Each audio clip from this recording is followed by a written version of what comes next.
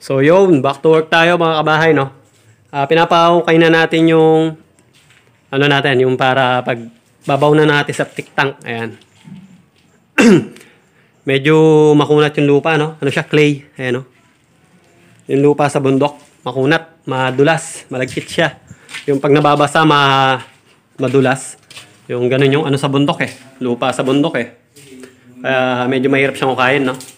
Dito naman, ginagawa na ni Mike yung ano, yung floor tile natin dito sa CR. Ayun, naka-install na nga yung ating long floor drain. Long shower drain. Ayan na siya, no? Wala pa yung takip niya. Tulad sabi natin, wala siyang tile tray. So maganda sana meron siyang tile tray. Pero isa na lang daw eh. Yun. Kinuha na nila ma'am. Okay na daw yan. Kaya, yan eh, nilagay natin. Mamaya, matatapos na to. Itong floor natin. Yan, malalaki naman kasi yung tiles natin eh. Diba yung tiles na yan is 75 by 75 cm. Yan. Terrazo tiles. Mga ilang araw din tayo hindi nakapagtrabaho, no? Dahil nga, holiday. 2 days kaming hindi nagtrabaho dito. At dito naman, yun. Update ko kayo dito sa ating closet. Cabinet. Naka-install na siya. So, naging diskarte rito. Kung papansin nyo, binuo ko muna rito. Binuot na lang namin na kanina, inusog namin. Makikita nyo ito, ba't may siwang dyan? Dito, obvious na obvious, no? Obvious na obvious yung pader is nakahiga. So, wala naman tayong magagawa na dyan. Kasi nga, hindi naman tayong gumawa ng pader na to. Ang ginawa lang natin dito is, di ba? Kinantuan natin to. Pero yung pader na yan, dumugtong lang tayo. Ganyan na talaga siya, no? At sa kasamaan palad, yun nga, wala siya sa hulog. So, nagdesisyon ako gumawa ng parang border. Magiging border niya rito. Dito. Bali, sasarahan ko to ng plywood na plain. And then, pag nasara yan, yung kulay nitong wall is, yun din ang kulay nitong border natin. So, magmumukha lang siyang wall. Then, nawala sa hulog. Magmumukha siyang nakadikit lang sa wall yung ating closet o yung ating cabinet. So, kesa naman kasi pag dinikit natin yan, kung dikit na dikit talaga, mas lalong kitang-kita mo. Hindi ko naman pwedeng ihiga itong pinaka-frame ng ating cabinet at sumunod tayo sa wala sa hulog. Ang pangit tingnan nun. So, minabuti natin yung ganyan. So, tuwid yung ating nasa hulog, nasa level yung ating cabinet. Pero, hindi tayo sumunod dun sa wala sa hulog na pader. Nilagyan lang natin siya ng parang pinaka-border niya. So, yan na mga kabahay, no? Magpipinto na tayo. Bali, ito na yung mga pinto natin sa kabila. Natabas na natin lahat yan. Ninumberan na rin natin. At ito, magbubutas na tayo para sa concealed hinges. Then, after, kung mabutasan lahat yan is, ilalaminate na nila puroy, no? Yun. Tapos, after nun, tatabasin ko na yung para sa mga drawer natin. 3 drawer dito, 3 drawer doon. Yan. At ang gagamitin natin mga concealed hinges is itong from Wilcon din, no? Ayan, Wilcon Devo. Happily. Magandang klase to. Itong Happily. Yan. Ano siya? Tawag nito. Hydraulic siya, no? Soft close. Soft close. Tapos, ito hindi naman siya. Ito, ano lang. Ordinary na ball bearing na drawer slide. Ano siya? Hindi siya soft close, no? Ordinary lang siya. Pero Happily din siya. Ayan, no? Happily. Magandang brand din to. From Wilcon din. So yun. Start na natin yung pagbubutas ng ating mga pinto para ma-laminate na ni Poro mamaya.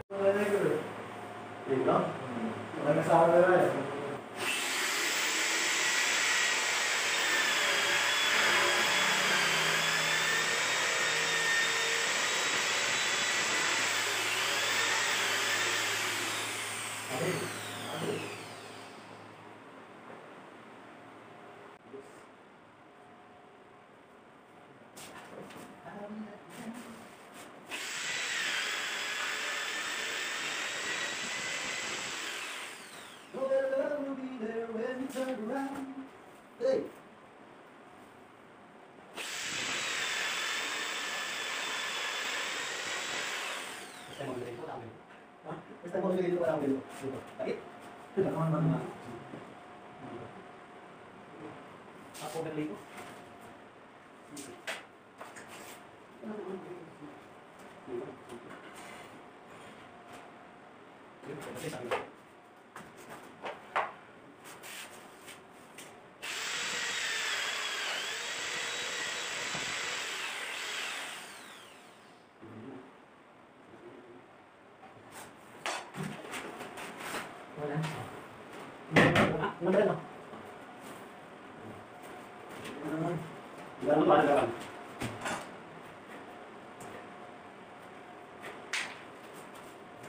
Dapat yung taas niya, yan ang gawin yung taas nila. Yung dapat eh.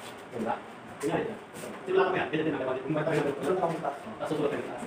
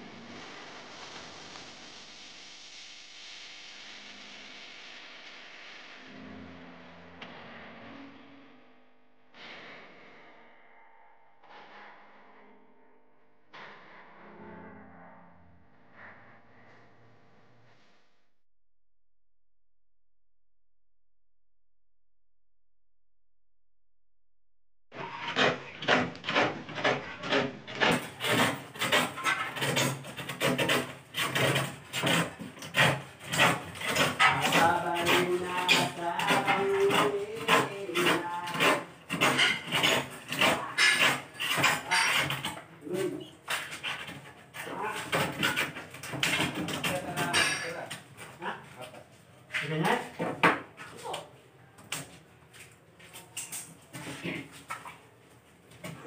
Nakabox pa?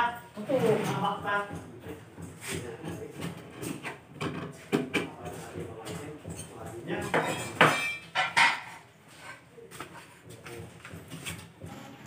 Yun, so natapos na naman yung maghapon natin mga kabahay, no? Pauwi na rin kami niyan maya-maya. Nire-repair lang ni Michael tong pinto. Kasi nga, sumasayad. Pinakatam natin, no? Ayan. Pinabawasan natin para may balik. Tapos yung hukay dito ni Michael, ay Ni Mark pala. Nalilito ako. Ayan yung ukay niya. Kasya ka na ba dito, Mark? Kasya ka na? O pwede na. Ay, hindi pa. O, laliman mo pa. Pag kasya ka na, sabihin mo agad, ha? Tapos, dito naman. Ayan, yung mga ginawa ni Poroy. Ito yung mga pinto natin. Ayan, no? Yeah. Kulay puti yun? Laminated na. Yung drawer? Oo. Hindi? Kulay mo. Oo. Laminated na siya. Alright. Laminated na sila lahat. Back to back. Back to back na Poroy. Sidings. Bukas. Ito pinagbubutasan naman na to. Ito yung binutas natin sa Council Dinges, no? Tapos, dito naman tayo. Pakita muna natin dito. Ito yung mga WPC natin nandito pa, no? Pero papalipat natin yan. Pero hindi naman sila naaarawan dito, eh. Kasi laging nakatago yung araw. Ay, ibig sabihin naka-black naman siya. So, yan yung ating laundry. Tapos, dito naman, nababalikan ni Michael yung pinto, no? Patulong kay Mike. Mike. Nas! Dito naman, ayan. Ito na yung mga, makatabas na lahat yung para sa drawer natin. So, bali 24 pieces yung parts natin. Kasi 12, 12. Anim. Bali, isang kwadrado, 4. 4, 8, 12. Tatlong drawer dito, tatlong drawer doon. So, yung pyesa natin is 24 pieces lahat yan. Ilalaminate lahat bukas yung puro yan. Bago natin assemblein yung drawer. Then bukas ready na rin para ilagay natin yung ating mga pinto. No? Kaya meron yan parang pinakakarkas pa na sarili yung drawer dito. Tsaka dito. Kasi kung dito, kung di natin nilagay ito, itong kabilaan na to, baka babanggain niya dito yung, baka tamaan niya yung lalagyan dito ng Council Dinges pag binuksan mo. So yan, tumistansya siya ng triport dito. Ganon din sa kabila. Para suwabe ang magiging problema doon mga kabahay, no? Yan, no? Ganda na. Diba? Tapos, dito naman, natapos na ni Michael yung, yun, no? Kung titingnan mo siya dito, madilim, ha? Gusto natin ng ilaw. Kung titingnan mo siya dito mga kabahay, para magkaiba sila ng kulay ng tiles, no? Door, tsaka no nasa wall. Pero sa totoo lang, hindi sila magkaiba. Isang tiles lang ginamit dyan na terrazo tiles. Isang batch lang din yan. Siguro dahil nga doon sa shadow or yung reflection ng ilaw, siguro pag kompleto na yung ilaw, magpapantay din ang kulay nila. Kasi kung titingnan mo mula dito, parang mas light yung sa floor kumpara dito, mas darker. Oh. Tapos ayun yung ating floor drain, no? Mga kabahay. Yung floor drain, wala pa yung takip niya. Bukas namin ilalagay yung takip. Fully finish na yung tile nito. Ano na lang ang kailangan dito, grout bukas. Tapos hindi pa natin ito isi-sealing kasi nga dito pa dumadaan si Mark para sa ating mga electrical. So kailangan na natin mailagay naman yung mga bathroom fixtures natin tulad ng toilet bowl or water closet at yung lavatory dito sa part na to. And then meron pa tayong cabinet dito na mirror yung door. Abangan nyo yun mga kabahay. So yun. Tapos na naman yung araw bukas. Patuloy natin mga kabahay. At sana patuloy nyo subaybayan yung mga vlog natin. So, yun. Salamat sa panonood mga kabahay.